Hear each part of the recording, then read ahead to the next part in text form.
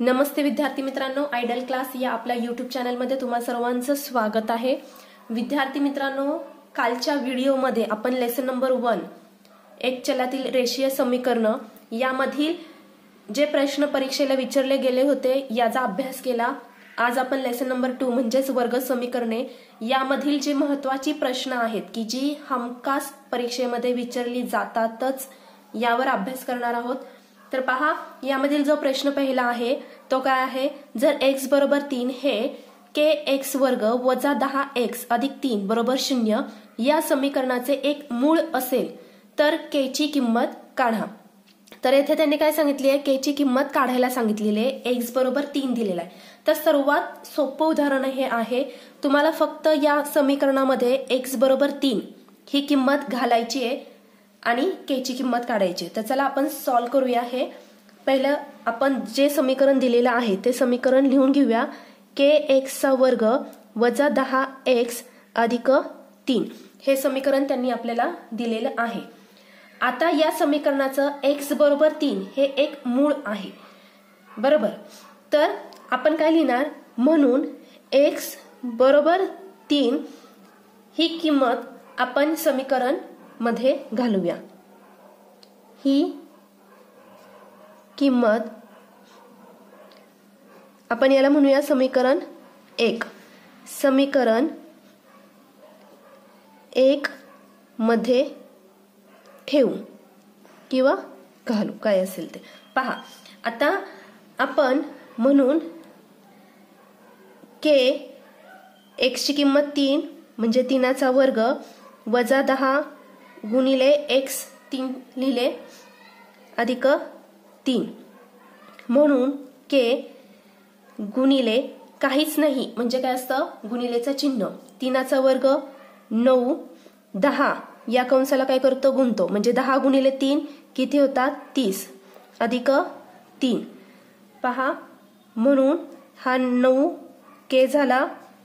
आता पहा, याचा विचार केला तर या दोघांची चिन्ह कशी आहेत, विरुद्ध आहेत। विरुद्ध चिन्ह असेल तर आपण त्यांची वजाबाकी करतो आणि येणाऱ्या उत्तराला मोठ्या संख्येचं चिन्ह देतो।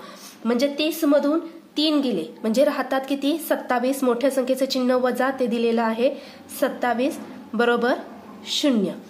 आता पहा, आपल्याला k ची किंमत काढायची आहे म्हणून हा 9k बरोबर चिन्ह लिहिते, हा 27 ह्या बरोबर चिन्हाच्या पलीकडे जातो म्हणजे त्याचं चिन्ह बदलतं।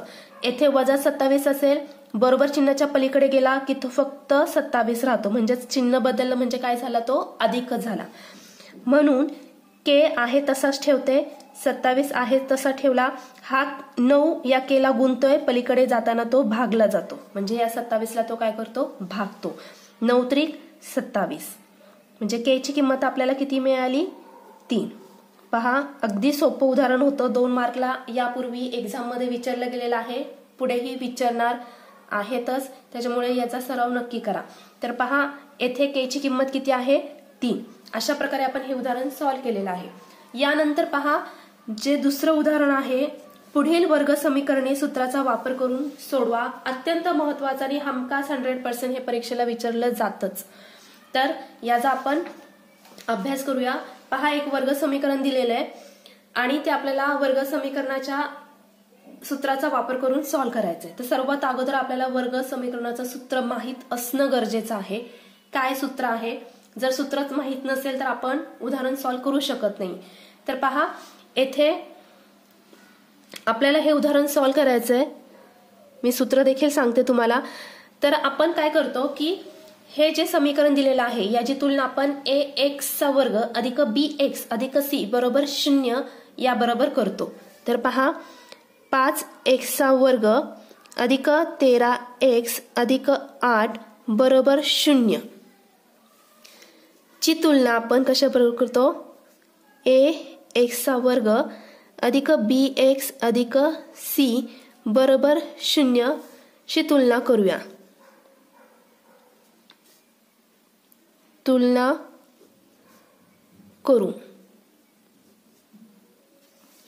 आता पहा, म्हणजेच काय की हा जो आहे तो काय आहे, हा आहे a, हा आहे b आणि हा आहे c। म्हणजे येथे a ची किंमत काय आहे 5, ए बरोबर 5, बी बरोबर 13 आणि सी बरोबर 18 हे लिहिलं. आता पहा, आता वर्ग समीकरणाचं सूत्र काय आहे ते मी सांगते. हे सूत्र पाठ करून ठेवायचंय.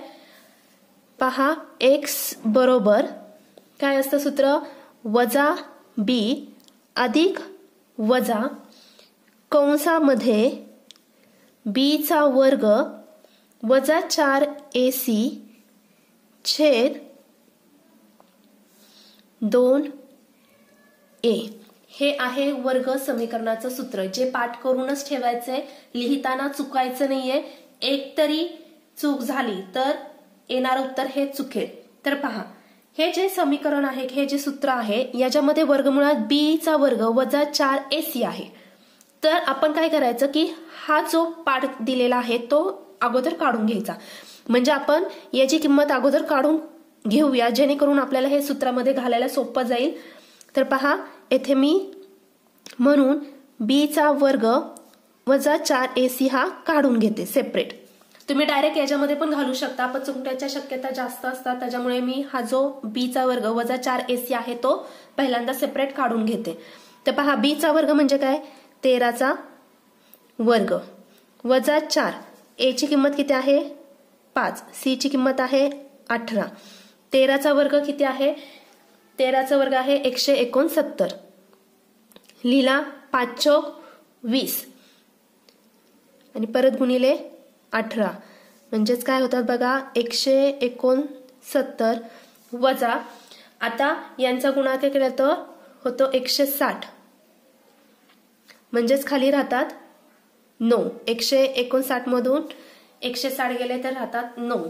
म्हणजे बी वर्ग वजा 4ac ची किंमत आपल्याला किती मिळाली 9. पहा, येथे आपण काढलेली ही किंमत. आता काय करणार आपण, सूत्र लिहिणार. पहा, सूत्रानुसार आता मी पुन्हा सूत्र लिहित नाहीये, मी डायरेक्ट त्याच्यामध्ये किंमत घालते. तुम्हाला लिहायचं असेल तर तुम्ही परत सूत्र लिहू शकता. आता पहा, एक्स बरोबर वजा बी, बी काय आहे 13 म्हणजे वजा 13 अधिक वजा लिहिलं. आता पहा, आपण याची किंमत काढली, बी चा वर्ग वजा 4ac ची किंमत काढली, ती 9 मिळाली. वर्गमूळचं चिन्ह लिहिणार आपण आणि त्याच्यात लिहिणार 9. समजलं. आता खाली 2a आहे, 2 गुणिले a ची किंमत आहे 5. आता आपण हे सॉल्व्ह करणार. पहा, बरोबर त्याच्या समोरच सॉल्व्ह करत जाते मी. वजा 13 अधिक वजा, आता पहा हा वर्गमुळात 9 आहे. आता वर्गमुळात 9 आहे, त्याचा आपल्याला वर्गमूळ काढून टाकायचे. आता वर्गमुळात 9 म्हणजेच काय असतो, वर्गमुळात 3 गुणिले वर्गमुळात 3. तर पहा, हा वर्गमुळात 9 म्हणजेच वर्गमुळात 3चा वर्ग असं पण मी लिहू शकते. हा वर्ग आणि हे वर्गमूळ कॅन्सल झालं म्हणजे खाली राहतो काय, फक्त 3 राहतो. तर येथे मी वर्गमूळ काढून टाकायचंय. हे अशी पद्धत आहे, म्हणजेच राहतो काय 3. हा वर्ग आणि हे वर्गमूळ निघून गेलं म्हणजे खाली राहिला काय फक्त 3. 5 दुने 10 म्हणजे आपल्याला इथं ही किंमत मिळाली. आता पहा, आपण काय करणार, म्हणून एक्स बरोबर हा वजा 13 एकदा अधिक घेऊया आपण आणि एकदा वजा घेऊया. पहा, म्हणून एक्स बरोबर वजा 13 वजा 3. येथे अधिक वजा दिलंय, पहिल्यांदा मी अधिक 3 घेतला आणि इथे वजा 3 घेतला. आता आपल्याला हे सॉल्व्ह करायचंय. एक्स बरोबर ह्यांची विरुद्ध चिन्ह आहे म्हणजे काय करणार आपण, वजाबाकी करणार. मोठ्या संख्येतनं लहान संख्या वजा केली, आले 10. मोठ्या संख्येचे चिन्ह वजा छेद 10. येथे पहा, एक्स बरोबर समान चिन्ह आहे म्हणजे त्यांची बेरीज करतो आपण आणि येणाऱ्या उत्तराला त्याच संख्येचं चिन्ह देतो. म्हणजे 13 आणि 3 16, ते चिन्ह म्हणजे वजा, खाली छेदाला 10. आता काय, शून्याला शून्य गेला म्हणजे एक्स बरोबर वजा 1, 10 एके 10 आणि येथे जर आपण बेचा पाडा केला म्हणजे बे पंचे 10 आणि येथे काय होतात पहा, 82 16 म्हणजेच -8/5. म्हणजे अशा प्रकारे आपल्याला एक्सच्या किमती मिळालेल्या आहेत. येथे -1 आणि येथे -8/5.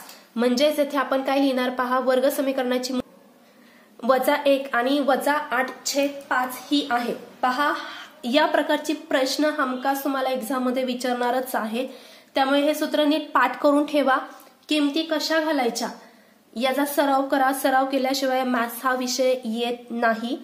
आय होप विद्यार्थी मित्रांनो तुम्हाला हा व्हिडिओ आवडला असेल आणि तुमचे कन्सेप्ट देखील क्लिअर झाले असेल.